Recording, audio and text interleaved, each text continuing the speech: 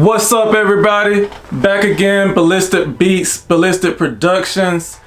Today, I realized I was doing these videos and I really haven't explained what I use and like my whole setup. So today I'm gonna go piece by piece and let y'all know what I'm using and why I picked some of those components. You don't necessarily have to have those same pieces of equipment for your studio especially just to get started. I picked this because I just over time been trying to get everything exactly how I want it.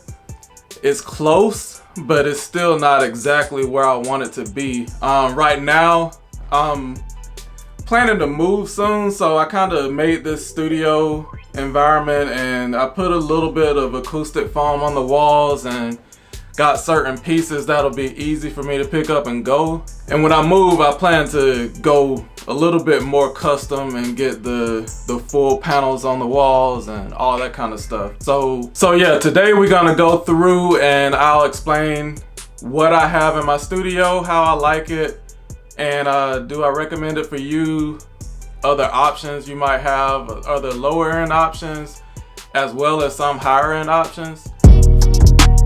So the first thing as a producer, I think one of the first things that you might want to have is a good MIDI keyboard. I went with the Complete Control S49. I actually got that on launch day when it first came out. It's the first model. They do have a Mark II model out now and it looked pretty nice, but I kind of held back. I like to get a lot of gear, but I kind of had to let myself know that this is all I need. It works for me. I don't have to go all the way. But as you can see, it does have like lights. You can set up scales and chords, and you basically can put it on easy play and make sure you stay in key for whatever you're doing. For the mic, I went with the Blue Baby Bottle. It's a pretty popular mic. It ranged between $300 to $400. So it's not super low end, but it's not super high end either. And it's pretty much just a common all around good mic for you. The sound is good. It's good for making music. It's good for recording vocals in a song or just good voiceovers on computer or whatever you're doing with your video. For the interface, I went with the Apollo Twin. And this is the first model. It's the Thunderbolt, Apollo Twin Thunderbolt Solo. They do have duos and they do have quads out now also. And I went with the Solo because even though a lot of people get these in order to use the UAD plugins, I have a few of those, but the Solo does have enough power for me because I do use other plugins also, like Native Instruments and Waves and all that kind of stuff. So it wasn't really a big thing. Like I wasn't gonna go all in UAD and just need as much power as I can get. So yeah, so I love it. I like the sound. It's kind of controversial. Some people don't really think that the sound between this interface or that interface is like different. But when I use my other interfaces, I've had like a good 4 of them over the last few years.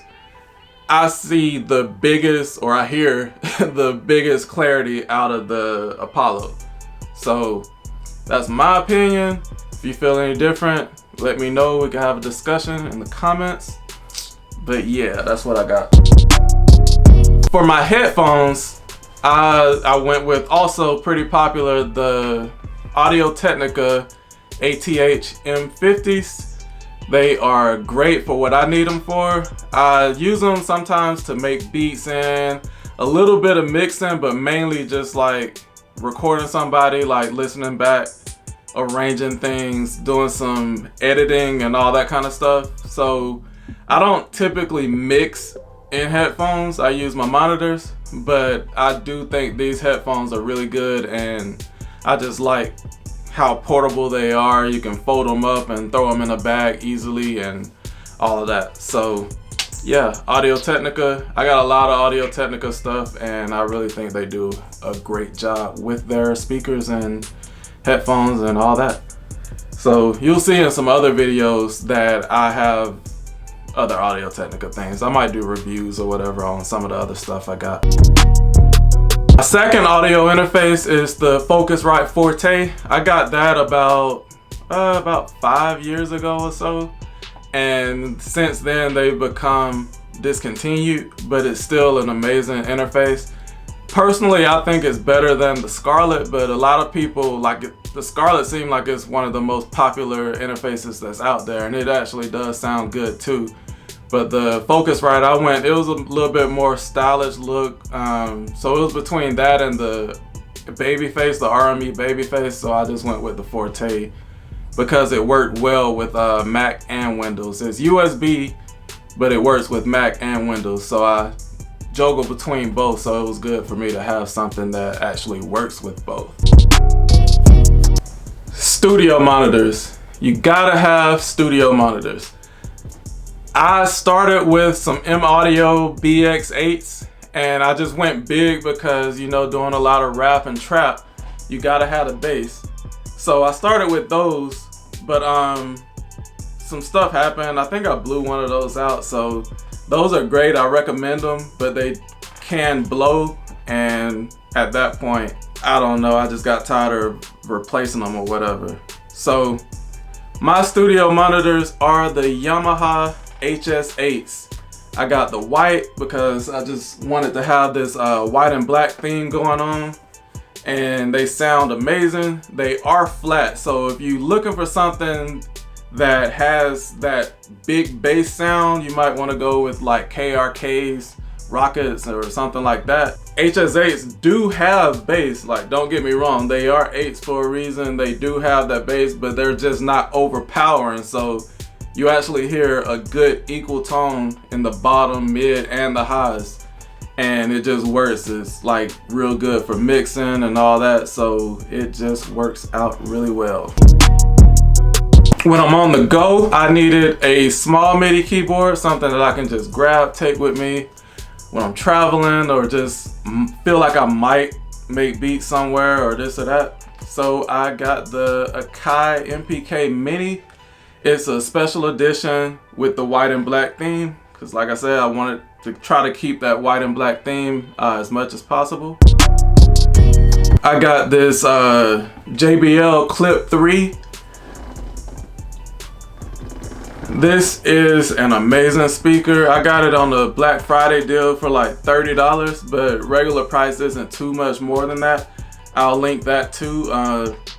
This speaker, for the size, it really has all ranges covered. Like vocals are clear, the bass is actually there and clear, and you can hear it. The sound is just loud and clear. It doesn't distort. You could turn it all the way up and there's no distortion. It's just like nice, big, clear sound. And it has the clip, and that's good because I can just clip it on my backpack when I'm out, or if you want to shoot a music video or something, you got to have that playback. And if you're out on location, instead of playing off a phone or something, because that can get drowned out by the environment, this is a great speaker for just having that playback and, you know, having someone sing along or whatnot. For my PC, I am still gonna do a dedicated video, but I built a custom PC, and it is the best computer I think I have ever had. I would say used, but it's close. It might be the best computer I ever used. So I went with the I'll put the components in the description. I'm not even going to go into detail because it will be a dedicated video on that. I also have the MPC Touch. I know you see that there, but I'm going to do a lot with that, probably in like beat making videos and things like that. So that'll be addressed later. And I haven't used it as much as I want. I use FL Studio and Ableton a lot, but when I do use Ableton, a lot of times I will do the drums with the MPC, so we'll get into that too. This will also have a separate video, but again, Audio-Technica. I got these Audio-Technica ATH Sport 7 TWs. It was between these or the AirPods, but they're basically Audio-Technica version of AirPods, and they sound really good. They actually block out sound. They're like earplugs. You put them in, they stop your ears up. You're focused in on what you're listening to, the music or whatever. But they also have mics on the outside, so if you want to hear what's going on, you just tap it and boom, it lets you hear your surroundings through the mics. And I thought that was pretty cool too. All right, so that's what I have in my studio. Of course, there are certain little things that I did not touch on. As far as what you need in your studio, the main things is computer, audio interface, and a DAW. And that's all you really need to get going. You're gonna need headphones or studio monitors for your sound. Some people like to work exclusively off headphones. If you're in an apartment, I've been there, having people knock on the walls and all that, so it might be headphones, and I do recommend those Audio-Technicas. Again, everything that I've touched on, I will be linking in the description. The price fluctuates, that's why I'll just put the link in the description and you can go and check out what the current price is. As time moves forward, new models come out, so the prices will probably drop. But I think I'm gonna keep a lot of this stuff that I got for a while, because there's not really a reason to upgrade. Like I said, I know like the keyboard, the audio interface, the Apollo, they have Mark IIs and probably 3s coming out soon. But I don't see a reason to upgrade just yet. BLysticProductions, BLysticBeats.com. Follow me on Instagram. Please subscribe to this channel. Subscribe. I'm growing. People been messing with me. It seemed like I've been getting a little bit more traction on these gear videos, so I do have a lot of gear and I do have more videos coming with that.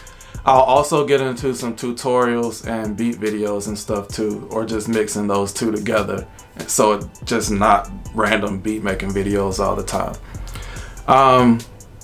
That's it. Y'all have a good one.